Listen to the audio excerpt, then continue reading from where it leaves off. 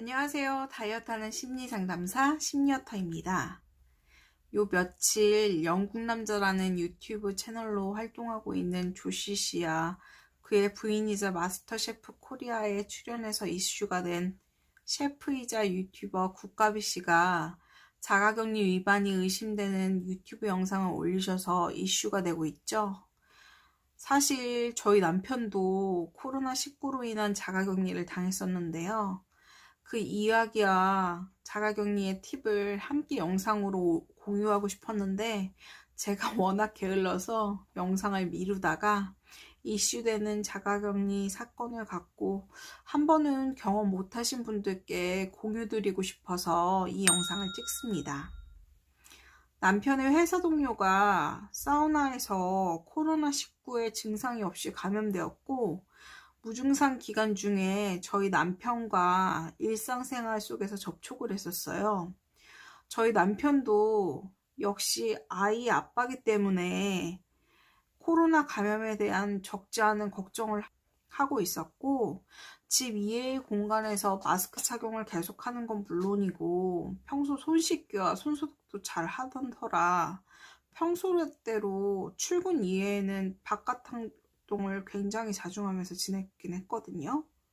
근데 한 동료가 확진자가 다녀간 사우나에 다녀왔고 그 동료는 그곳에서 감염이 되었음에도 불구하고 아무런 증세가 없어서 코로나에 걸린 줄도 모르고 일상생활을 다 했던 거죠.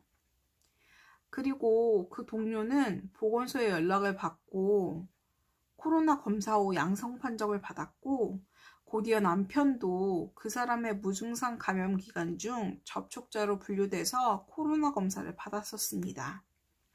갑자기 보건소에서 코로나 검사를 신속히 받아야 된다는 연락을 받고 남편은 그 즉시 코로나 검사를 받으러 갔죠. 그날이 추석 전주 금요일 초저녁이 거의 다 되었을 무렵이고 결과는 하루 후에 나온다고 해서 저희 가족 모두는 두려움에 떨어야 됐어요. 아마 혼자 뉴스로만 접했던 코로나 검사를 혼자 받으러 갔던 남편의 마음은 더 두려웠을 것 같아요.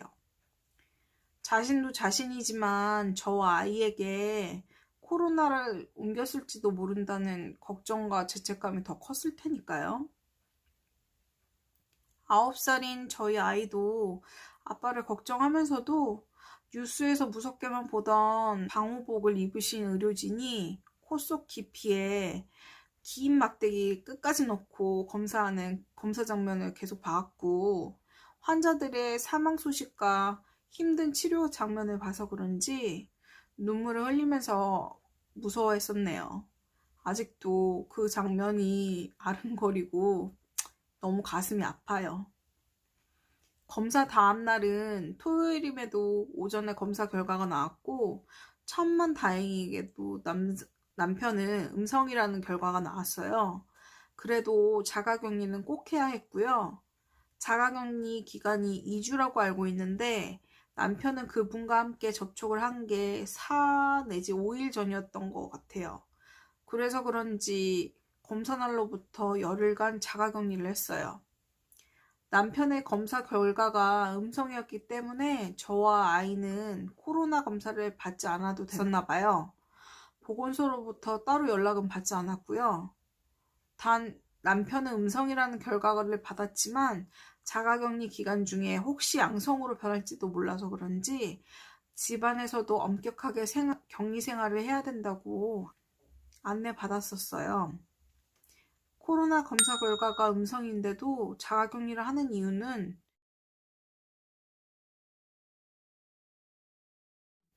음성이라고 할지라도 자가격리자가 격리장소나 가정에서 무단이탈 한다면 집 밖에 있는 외부 사람이 감염되고 사회적으로도 더 많은 무증상자가 나타나고 가정 내 자가격리를 하면 가족이나 동거인이야말로 감염될 확률이 높기 때문이죠.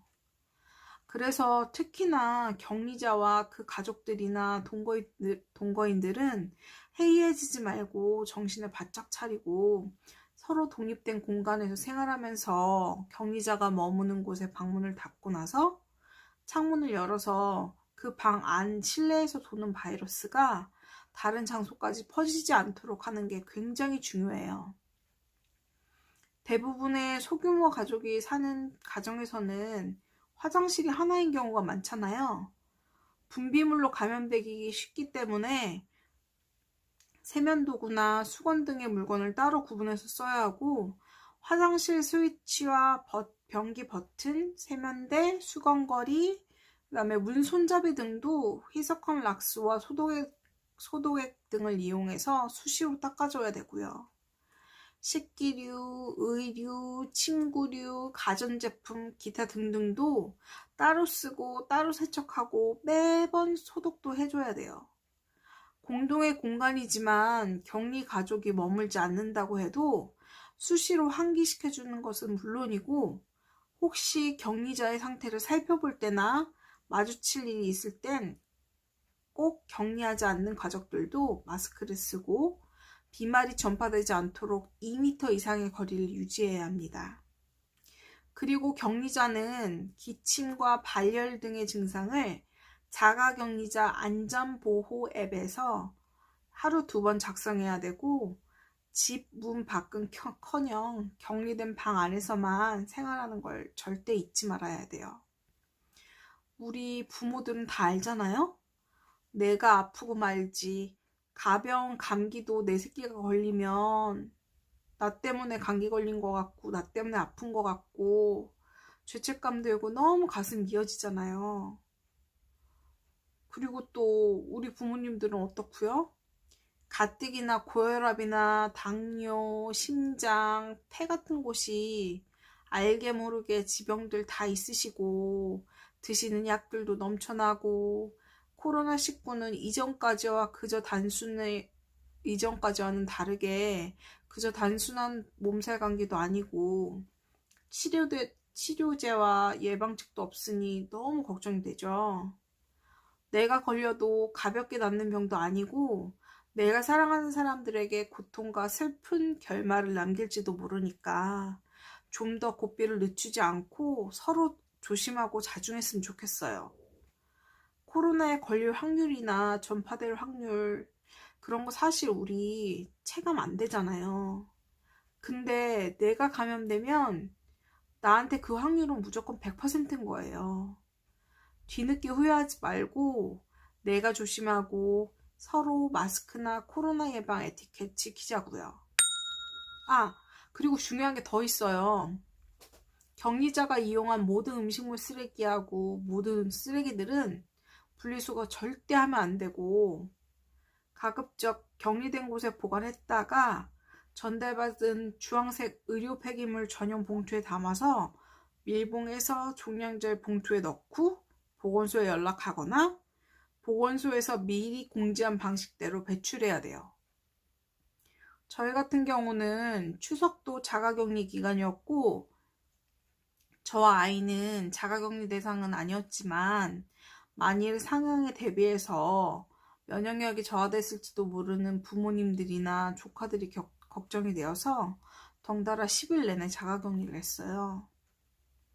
전 평소에도 장 보거나 온라인 식품 배송을 받거나 택배가 와도 택배 상자나 내용물을 감싼 비닐들을 소독하고 모두 제거한 후에 알코올 티슈로 다 일일이 닦아온 지 1년이 넘었고요. 소독 후에 다 보관 장소에 넣어놓고도 손을 꼼꼼히 씻는 습관이 오래돼서 코로나라고 해서 특별히 염려되는 상황은 아니긴 했지만, 가장 어려웠던 건 자가격리하는 남편의 식사 전후가 힘들었던 것 같아요. 코로나균은 끓는 물 100도씨에도 죽지 않고요. 염소계 소독제에서만 살균이 된다고 하니까 식기류도 매번 분류하고 따로 보관하면서 음식물을 담고 씻었는데 매번 락스를 써서 설거지를 한다는 게 부담되더라고요. 화장실 같은 경우는 분비물이 있다고 하더라도 먹는 것들이 가까이 있지 않아서 수건이나 세면용품들만 따로 빼놓으면 돼가지고 오히려 소독 자체에는 심적 부담은 없었는데, 식사 때는 식기류에 묻어있는 음식물로 교차 감염이 될까봐 걱정이 많이 되었고요. 남편이 자기가 먹을 음식들을 직접 풀 수 있는 게 아니었으니까 잔반을 처리하는 게 모자란 음식을 다시 주거나 그런 것들이 음식물을 처리하거나 하는 것들이 평소와는 다르게 좀 남편을 바이러스 취급하는 것 같지 않나 생각도 들면서도 매정하게 얄짤없이 폐기물로 처리해야 됐기 때문에 괜히 한 집에서 감옥처럼 격리해야 되는 남편이 외롭고 우울하게 느껴질까봐 걱정도 많이 하고 접촉을 최대한 안 하면서 신경 쓰고 배려하느라고 힘들었어요. 또 한편으로는 남편이랑 아이나 제가 사례에 걸려서 기침을 하게 되거나 아니면 매콤한 요리를 먹다가 기침을 해도 코로나 양성 아니야? 이런 생각이 들면서 무서웠던 것 같아요. 그래도 정말 감사하게도 음성이라는 결과로 자가격리를 진행했고 다른 직장 동료들도 음성이 판정 나와서 자가격리를 무사히 마치고 일상으로 돌아온 게 정말 감사해요. 물론 양성 판정 받으시고 치료하신 분도 회복돼서 오셔서 다행이고요. 이건 여담인데요. 남편 격리 몇 주 전에 왠지 계속 저희 집 도배하고 페인트칠 공사를 해야 될 것 같은 육감이 들어가지고 급하게 공사를 했거든요. 그런데 제가 게으르기도 한데다가 도배풀이 온 집안을 뒤덮고 그래서 매일 2번씩 닦아도 일주일 넘게 묻어 있어서 저희 집은 일주일 가까이 완전 가전제품들만 남아있는 채로 텅 비어있는 채로 두었었어요. 그래서 남편이 아무것도 없는 흰색 도바지가 발려져 있는 작은 방에 격리돼서 시간을 떼어야 해서 평소엔 그렇게 즐겨 했던 게임도 의무적으로 하면서 시간을 보냈었네요. 만일 자가격리를 하셔야 한다면 즐거웠던 취미들도 사실 재미가 없을 수도 있어요. 감옥에 갇힌 것 같고요. 그냥 이참에 충전하신다고 생각하시고 푹 쉬시거나 그리고 마음의 안정을 찾는 명상 유튜브나 뭐 재미로 보는 뭐 유튜브 영화 소개 유튜브나 이런 것들 보시기 바래요. 그리고 이참에 심리어터 영상도 꼭 정주행 해주시고요. 저 유튜브 꿈나무니까 따뜻한 응원의 글도 많이 남겨주세요. 이번에 자가격리자 가족으로 함께 자가격리를 하면서 느낀 건 우리나라 의료진을 믿어도 사실 제가 정치하는 분들이나 관료의 행정체계에 대한 회의적인 생각을 갖고 있었거든요. 근데 직접 경험해 보니까 왜 K방역이라고 하는지 대응이 제가 생각했던 것만큼 허술하지 않다는 것을 같이 느꼈어요. 뉴스에서 해외 입국자든 내국인이든 격리 장소를 마음대로 이탈하거나 무증상 감염이니까 방심하고 코로나 예방 수칙을 지키지 않는다거나 양성 판정 받고 격리돼서 평소하고 달리 마음대로 편하게 못 지낸다고 민폐 부리시는 분들이 간혹 계신데요. 제발 정신 좀 차리셨으면 좋겠어요. 사회적 거리두기 1단계 시행이 엊그제부터 시행됐는데요. 첫날부터 턱스크, 코스크 쓰시는 분들 너무 많아요. 음식점에 가면 서빙하시는 분들이나 캐셔분들은 마스크를 바르게 써주시는 분들 참 많은데요. 그런데 아쉬운 건 주방에서 요리하시는 분들은 오히려 마스크를 안 쓰시는 분들이 많더라고요. 고충은 많으시겠지만 요리하시는 분들도 공기 중에 감염되실 수 있으니까요. 자신의 건강을 지키기 위해서라도 꼭 마스크 착용하시길 바랄게요. 그리고 이제까지 항상 마스크를 쓰시면서 더운 곳에서 요리하시는 요식업에 계신 분들 너무 감사드리고요. 앞으로 많이 시켜 먹을게요. 치료제와 백신이 내년 중에 나온다고 하는데요. 빨라야 내년 하반기지 막말로 어떤 부작용이 있을지 모를 치료제를 내가 일바로 경험할 순 없잖아요. 적어도 1년 정도 더 거리두기를 진행해야 할지도 모르는데 이런 상태라면 온 국민 모두 코로나로 인한 자가격리를 한 번이나 두 번 정도 겪을 수밖에 없을 것 같아요. 자가격리하면서 정말 적어도 백신이나 치료제 갖춰지는 1년간은 모든 사람이 다 자가격리를 겪겠구나. 나만 조심한다고 되는 게 아니구나 라고 느꼈어요. 코로나 음성 자가격리 기간에도 고삐 늦추지 마시고 내가 사랑하는 사람들을 위해서 자중하셨으면 좋겠습니다.